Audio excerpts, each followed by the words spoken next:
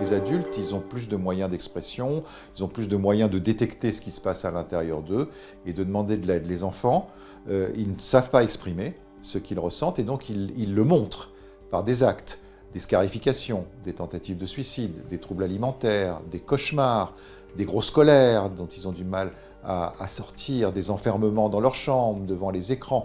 Si vous voulez, tous ces signes qui sont habituels de la souffrance adolescente et qui sont en train de se multiplier à l'heure actuelle et qu'il faut penser à rattacher à ce contexte général dans lequel nous sommes tous.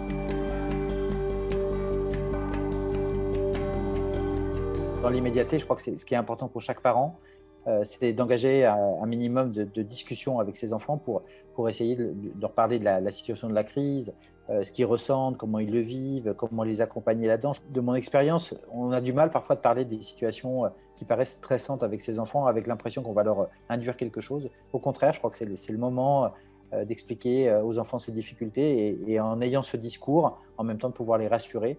Et ça, on sait que c'est quelque chose qui marche. C'est des recommandations qui ont d'ailleurs été émises par l'OMS. Disons, avec les petits, il faut essayer de passer 10 minutes de jeu avec son enfant. Dans cette situation où on est tous en télétravail, c'est pas si simple.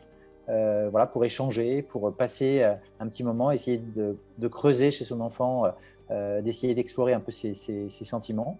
Avec les plus grands, je sais pas, c'est d'avoir un temps avec lui chaque soir ou au petit déjeuner, n'importe où, pour pouvoir discuter pas simplement des notes et du travail scolaire, mais de ce qu'il ressent, de comment il est en contact avec ses amis, de ce qu'il a envie de faire. Voilà, c'est d'essayer d'être vraiment vigilant, dans le cas aux états émotionnels.